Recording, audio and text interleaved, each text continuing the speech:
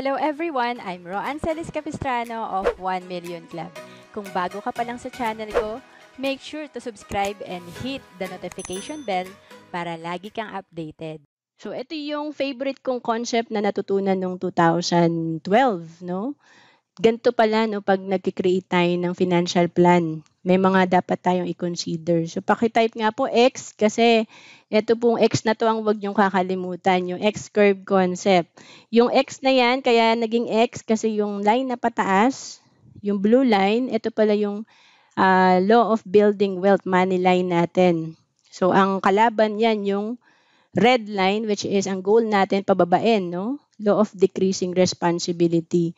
So every peso pala that you save, no? Ito every time na napapataas mo to, bumababa rin dito, no? So halimbawa, may 1 million responsibility ako sa anak ko para sa education niya kasi 6 years old pa lang siya ngayon. So mag-grade 2 pa lang ngayong pasukan. So medyo malaki-laki pa po ang responsibility ko sa kanya.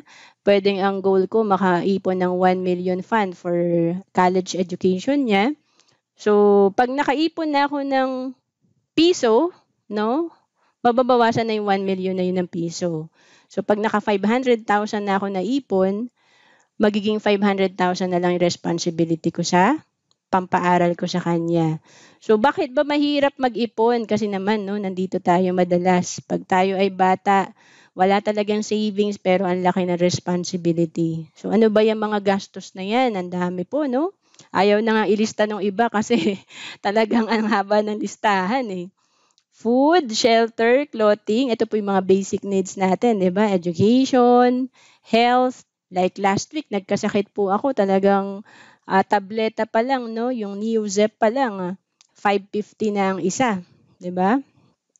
So, may utang din, so kasama yan sa responsibility natin. So, ang hirap, no? Pag ang dami mong gastusin, hirap talaga tayong mag-ipon. Tapos, ang problema dito, nakarely tayo sa active income. So, you work hard for money. So, ibig sabihin, medyo risky yung part na to, insecure tayo kasi para kumita ka, kailangan magtrabaho ka. No? So, sino dito yung nakarely sa active income? Ito yung, kailangan papasok ka sa trabaho kundi hindi ka papasweldohin, di ba? O kaya absent ka, di ba? So, pag nagtitinda ka, ganun din, nagtinda ka ng ulam, may kita ka pag nagtinda ka, nagluto ka. Pag wala kang niluto, sarado tindahan mo, wala ka ring income. Okay? So, mahirap, no? Mahirap tong part na to. So, sa life natin, no, kung napapansin nyo, may if sa gitna.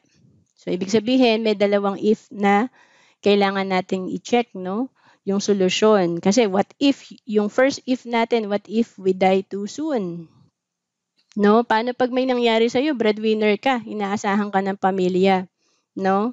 Kaya noong 2011 po, no, before IMG, hindi ko naintindihan talaga yung insurance. Ang pagkakaalam ko lang, pag may insurance ako, merong marireceive na instant money yung aking parents, no? That time sila yung aking dependents.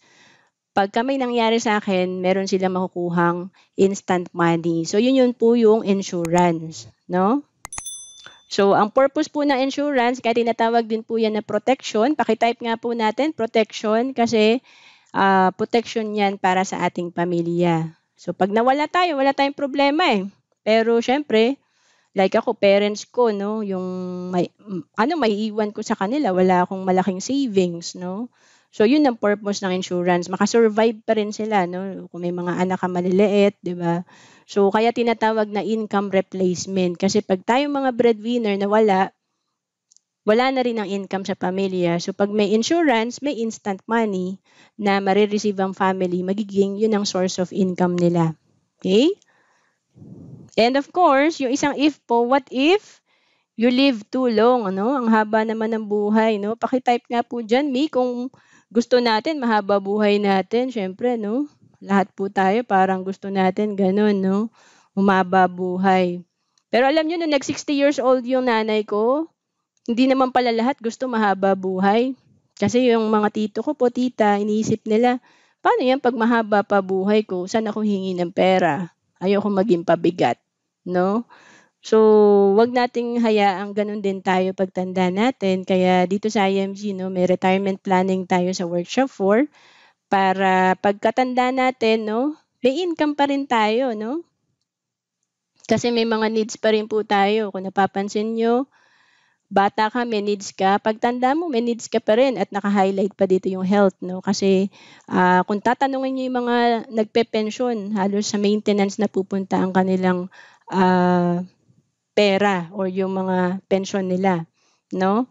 So, kailangan talaga meron pa rin tayong income. So, anong tawag diyan 'no, siyempre pagkatanda natin hindi naman sure na employed pa rin tayo at ayaw na rin naman nating magtrabaho araw-araw, 'di ba? Kasi puwedeng mahina ka na, may sakit ka na, at hindi ka na rin talaga tatanggapin sa work, 'no? So, eto yung tinatawag na 'wag kang aasa sa active income dito, dapat magawa mong passive income 'yan, 'no? Ano po ba yung passive income, Miss Roanne?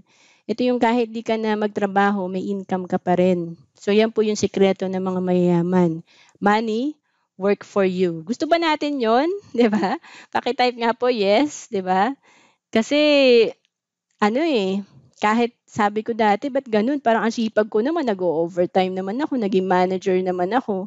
Pero bakit kung titignan mo yung mayayaman, parang hindi sila hirap sa pera. So ito pala yung sikreto nila, may mga investment sila, may mga business sila, marami silang source of income, 'no? So yan po yung tinuturo na sa'tin sa IMG 'no. And in between 'no, siyempre we need emergency fund kasi, puwede tayong magkasakit 'no, may mangyaring, kailangan natin ng pondo. So at least 'no, may healthcare din tayo para 'pag nagkasakit at meron tayong instant money, yung emergency na din natin dito sa IMG, emergency fund or savings account natin. Okay, so yan po yung X-curve. I hope na tandaan po natin. Mas matututunan niyo pa po yan dito sa IMG 'pag nag-attend kayo ng mga